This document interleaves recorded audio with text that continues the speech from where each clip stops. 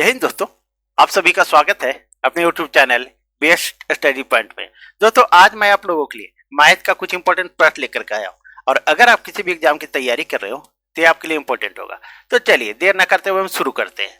तो देखिए दोस्तों, पहला प्रश्न कह रहा है ए किसी कार्य का 2/5 भाग 12 दिन में समाप्त कर सकता है, जबकि बी इसी कार्य का 3/4 भाग 15 दिन में समाप्त कर सकता है।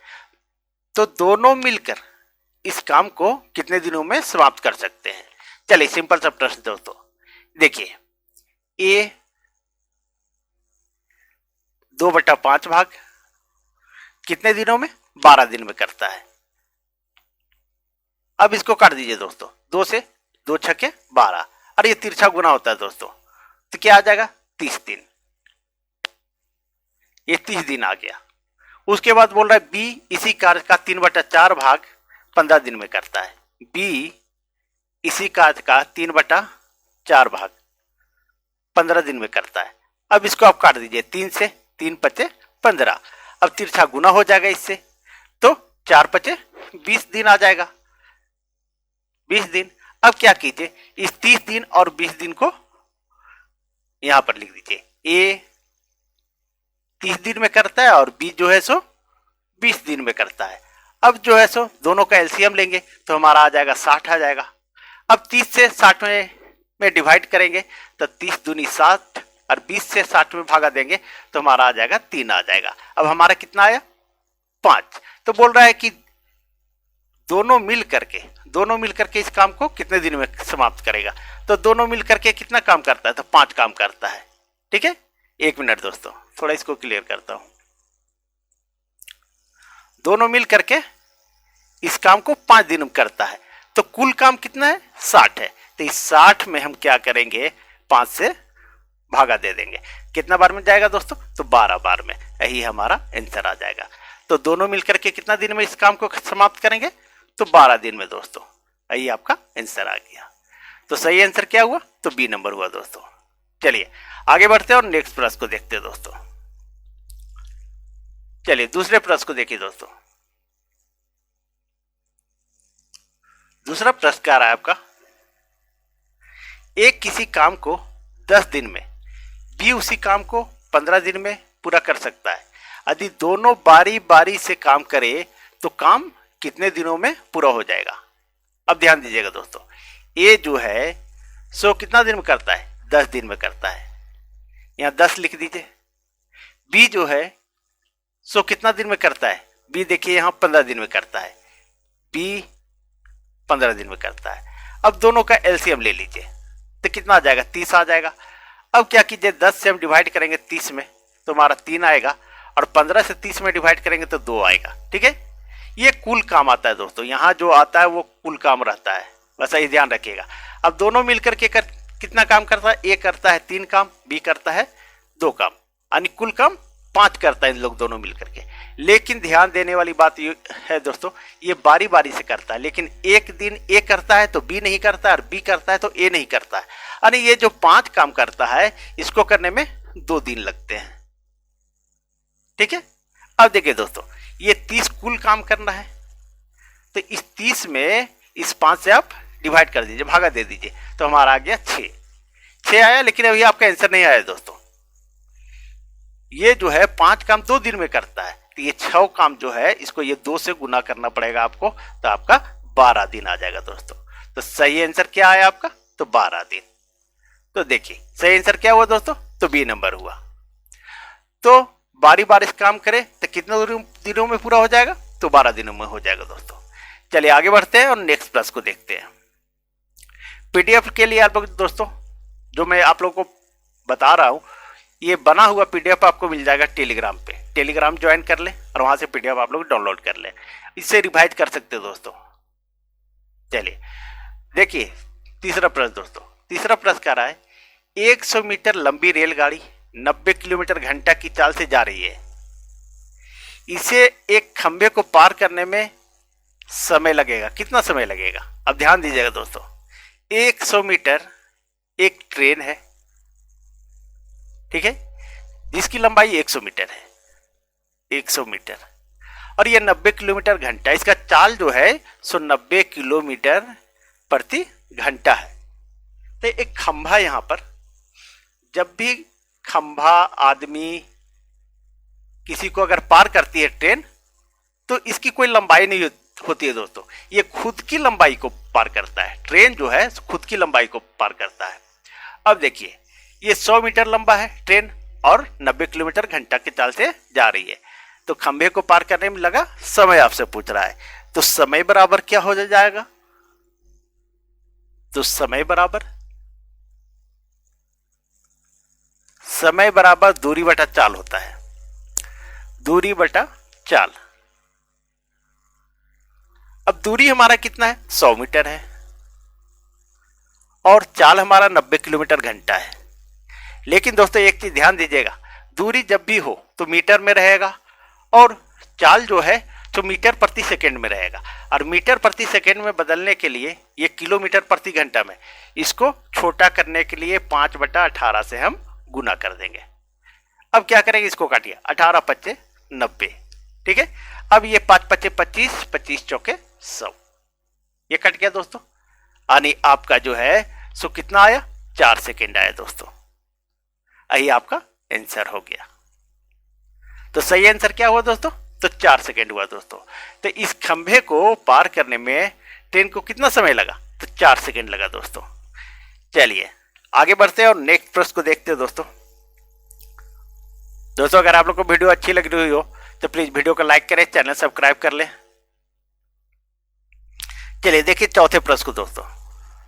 चौथा प्रश्न है आपका, 160 मीटर लंबी रेलगाड़ी 320 मीटर लंबे प्लेटफॉर्म को 36 सेकेंड में पार करती है, तो उस रेलगाड़ी की गति क्या है?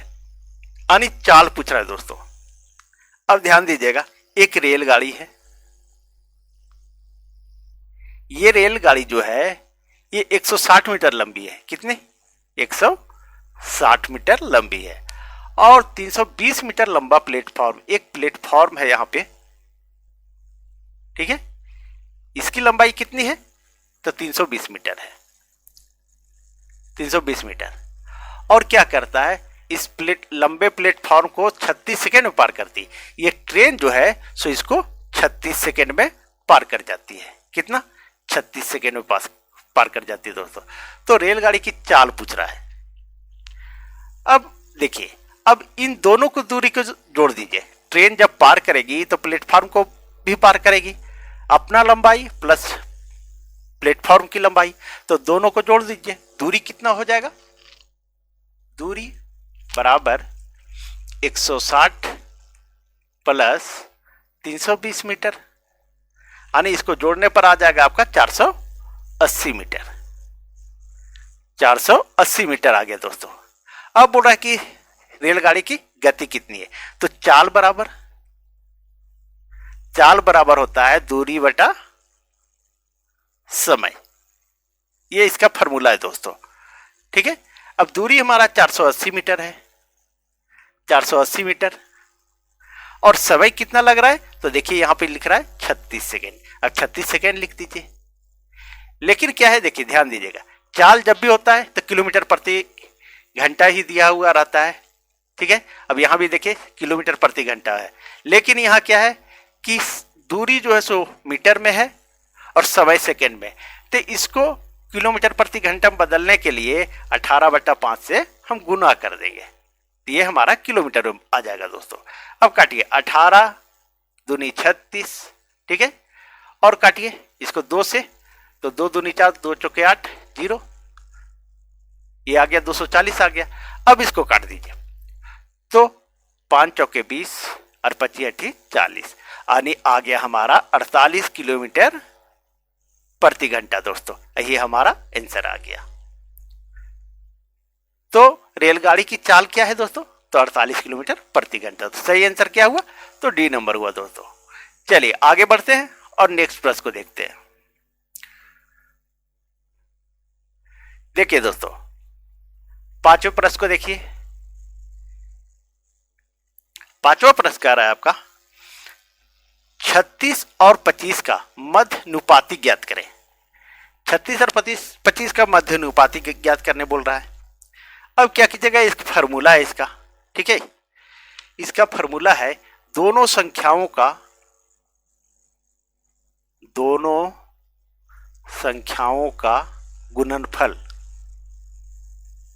गुणनफल और गुणनफल का अंडर रूट हो जाता है दोस्तों, ये इसका फार्मूला है।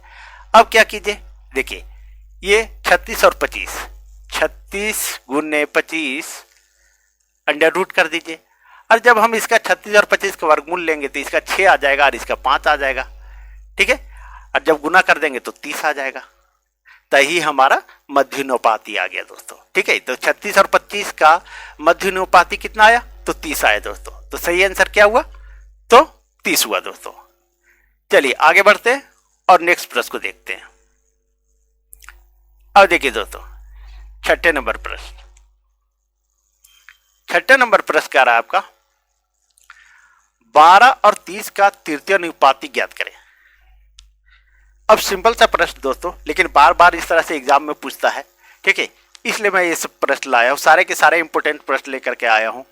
आप किसी भी एग्जाम की तैयारी कर रहे हो, देखिए तो क्या है, ये है 12 और ये हमारा जो है सो 30 है। अब तृतीय अनुपाती पूछ रहा है, तो यहां समानुपात का चिन्ह दीजिए और इस 30 को आगे बढ़ा दीजिए। एक मिनट दोस्तों, उसके बाद यहां जो है x, चौथी संख्या x मान लीजिए, ये आगे बढ़ जाता है तृतीय अनुपाती में, ठीक है। अब अंदर अंदर जो है गुना कर दीजिए और बाहर बाहर गुना कर दीजिए, तो हमारा 12x हो जाएगा, 12x बराबर 30 गुने 30। अब क्या करेंगे, x बराबर हमारा आ जाएगा 30 गुने 30 बटा 12। अब इसको काट दीजिए, अगर हम इसको काटते हैं तो 3 चौके 12 और 3 से काटेंगे तो 10 बार में, फिर 2 दूनी 4 और 2 पचे 10, ये कट गया, फिर 2 से काट दीजिए तो 15 बार में दोस्तों। तो कितना आ गया, 15 पचे 75 आ गया दोस्तों। तो हमारा तृतीय अनुपाती कितना आया, तो 75 आया दोस्तों, यही हमारा आंसर आ गया। तो सही आंसर क्या हुआ, तो सी नंबर हुआ दोस्तों। चलिए आगे बढ़ते हैं और नेक्स्ट प्रश्न को देखते हैं। देखिए दोस्तों, 7वें नंबर प्रश्न देखिए, 7वां नंबर प्रश्न है, दो संख्याओं का मासा 27, लासा 460 है, इनमें से एक संख्या 92 है, तो दूसरी संख्या क्या है। सिंपल सा प्रश्न दोस्तों। चलिए देखिए इसको, आप लोग सारे के सारे प्रश्न जो है कॉपी में नोट कर ले दोस्तों, क्योंकि सारे के सारे प्रश्न इंपॉर्टेंट है। तो इसका एक फॉर्मूला दोस्तों, पहली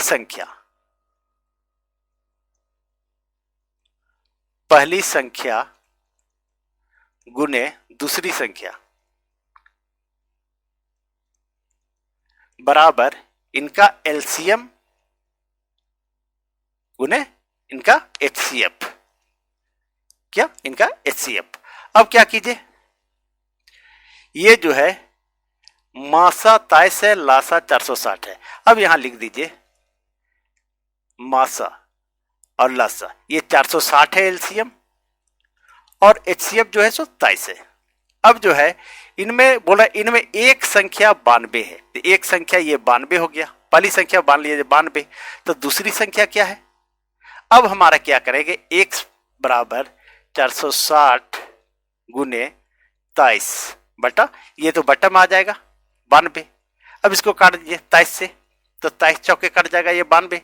अब 4 से काटिए इसको, तो 4 एकम 4 और 15 चौके 60, ठीक है।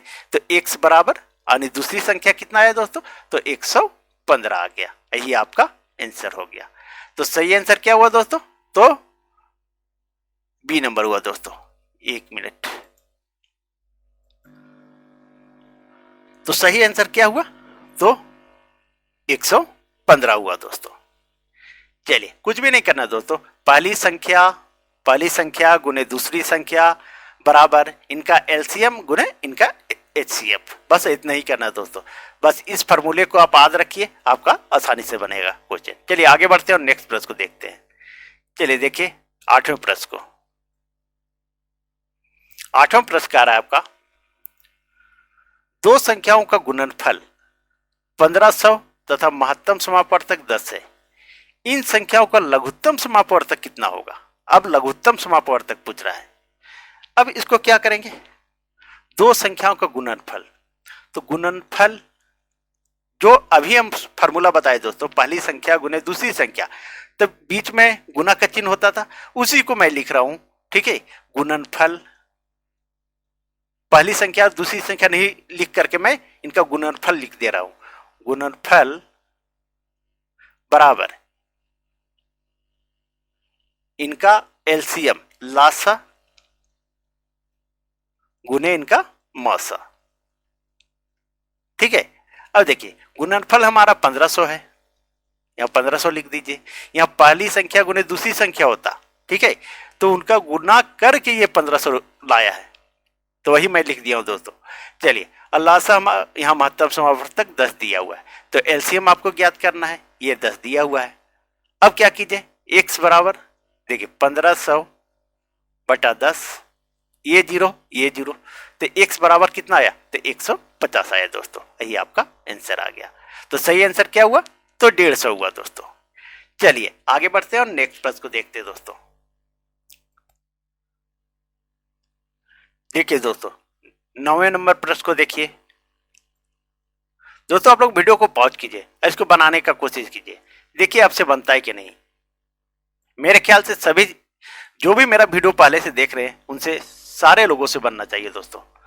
चलिए अब देखिए दोस्तों, बोल रहा है 30 व्यक्ति 7 घंटे प्रतिदिन कार्य करके किसी कार्य को 18 दिन में समाप्त कर सकता है, तो 21 व्यक्ति 8 घंटे प्रतिदिन कार्य करके इस कार्य को कितने दिनों में समाप्त कर सकता है।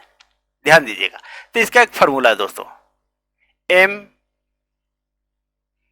डी, एक मिनट दोस्तों, M1 D1 H1 बटा W1 MDH, यानी MDH मसाला का नाम सुनेंगे दोस्तों, M2 गुने D2 गुने H2 बटा W2, यानी M से मैन हो गया, डे से डे हो गया, यानी आदमी दिन और घंटा, फिर यहां पर दूसरा आदमी दिन और घंटा, और W बराबर वर्क होता है दोस्तों। ठीक है, तो 30 व्यक्ति 7 घंटे प्रतिदिन कार्य करके किसी कार्य को 18 दिन में, ठीक है, तो 30 व्यक्ति 18 दिन में 7 घंटे, अब 7 लिख दीजिए, किसी काम को, काम मान लीजिए एक काम है, बराबर M2, अब पूछ रहा है 21 व्यक्ति 8 घंटे करके, 21 व्यक्ति 8 घंटे करके कितने दिन में इस कार्य को कितने दिनों में समाप्त करेंगे, यानी D2 पूछ रहा है आपसे, बटा में एक काम। अब एक काम इसका कोई माने मतलब नहीं है, ठीक है, ये तो यूं ही कट गया दोस्तों।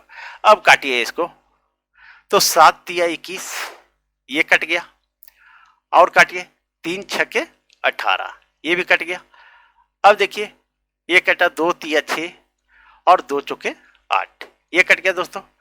और काटिए 2 दूनी 4 और 15 दूनी 30, अब कितना आया, अब नहीं कटेगा दोस्तों, 15 तिया 45, D2 बराबर 45, ये बट्टा में आ जाएगा D2, यहाँ 2 बचा हुआ है और यहाँ 15 और 3, ठीक है, तो 15 तिया 45 बटा 2, और इसको जब आप डिवाइड कीजिएगा तो आ जाएगा 22/1/2 दोस्तों। यही आपका आंसर आ गया।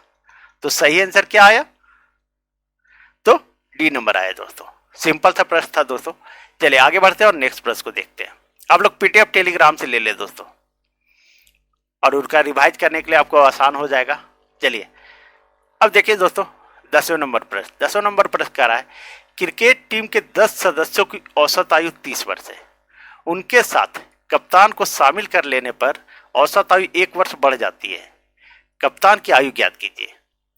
अब देखिए ध्यान दीजिएगा दोस्तों, यहां पर है 10 सदस्य और उसकी औसत आयु 30 वर्ष है, तो आप लिखिए योग बराबर क्रिकेट टीम के 10 सदस्य 10 गुने 30, उसकी औसत आयु 30 वर्ष है, गुना कर दीजिए इसको तो 300 आ जाएगा। उसके बाद बोल रहा है उसके साथ कप्तान शामिल कर दिया जाए। अगर कप्तान को शामिल हम कर देते हैं तो 10 आदमी यहाँ है और एक कप्तान, यानी कितना हो जाएगा, 11 आदमी हो जाएगा। शॉर्ट में हम लिख रहे हैं दोस्तों, ठीक है। और उम्र जो 30 वर्ष है यहाँ, इन 10 का एक आदमी बढ़ने से उसका औसत आयु 1 वर्ष बढ़ता है, तो क्या हो जाएगा यहाँ पे, 31 हो जाएगा।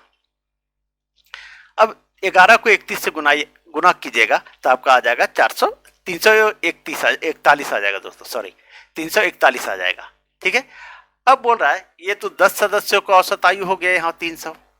अब कप्तान का जब 1 वर्ष बढ़ गया उसके मिलने से, तो कप्तान की आयु पूछ रहा है। अब क्या कीजिए, इसमें घटा दीजिए, 341 में 300 को घटा दीजिए, यानी 41 वर्ष आ जाएगा दोस्तों।